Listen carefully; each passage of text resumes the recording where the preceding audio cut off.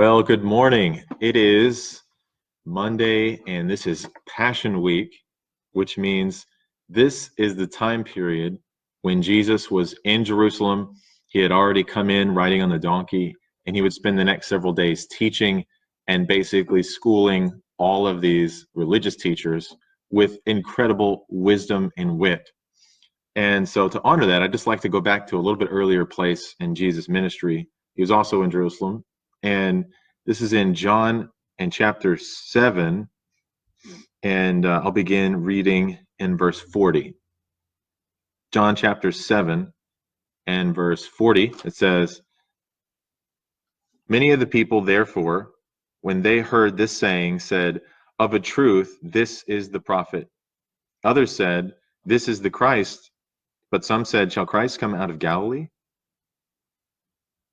Hath not the scripture said that Christ cometh of the seed of David and out of the town of Bethlehem where David was?' So there was a division among the people because of him.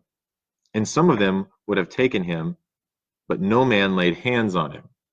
So as Jesus was teaching here, the Pharisees actually tried to get some of their officers to arrest Jesus. And check this out. This is one of my favorite verses in John. It says, and this is in verse 45, "Then came the officers to the chief priests and Pharisees, and they said unto them," so the Pharisees said unto these officers, "Why have you not brought him?" In other words, why haven't you arrested him yet? And verse 46, this is the one. "The officers answered, Never man spake like this man." This is such a cool scene. I want you to imagine it.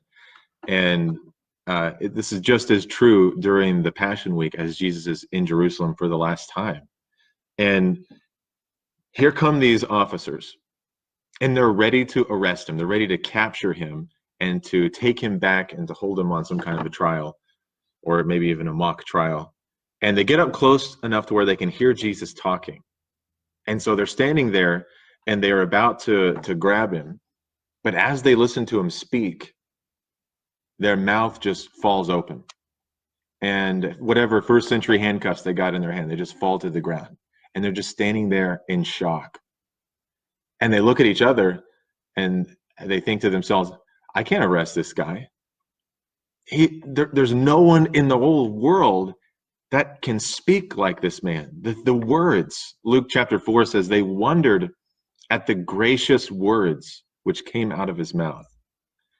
One of the reasons why I love this passage is because it's something that I discovered that was true in my own reading of Jesus.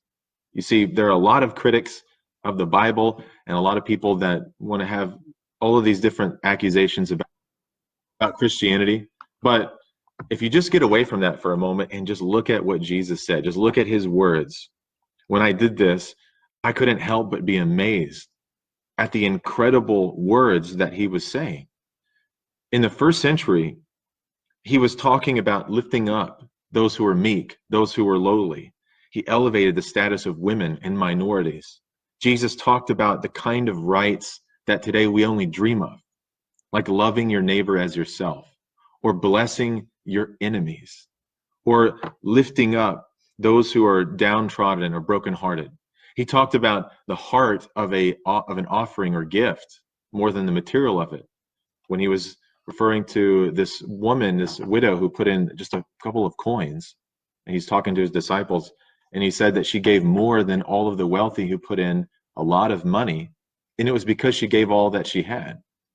And there's something that we can relate to and that we know intuitively, especially now looking back on all of these years of history, that what Jesus said still rings true today. The moral ethic that Jesus proposed is something that is higher than the loftiest 21st century ambitious guru or culture movement or anything like that. Jesus really did speak like no one. And if you read him and if you look at him, you can't help but be encouraged. You can't help but be convicted.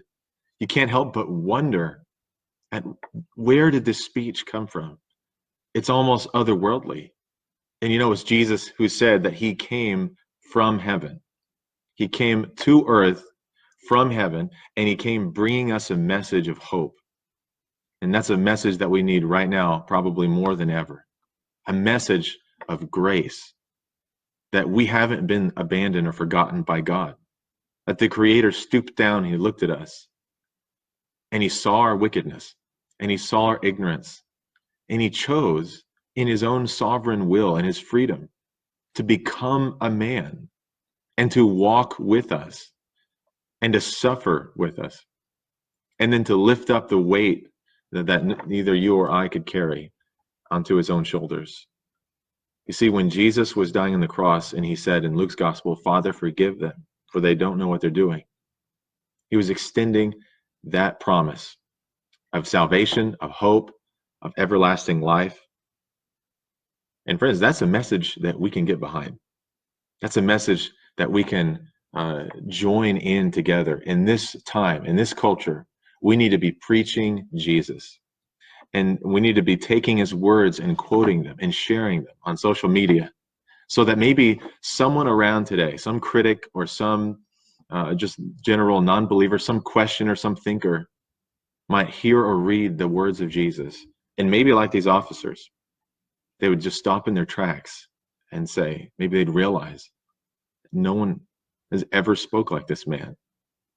The words that he has of life, the power and authority, the way in which he can take the scriptures of old and to apply them and to interpret them and to teach them. Nobody really ever was like Jesus. Jesus is unique. He's special. He is the Son of God.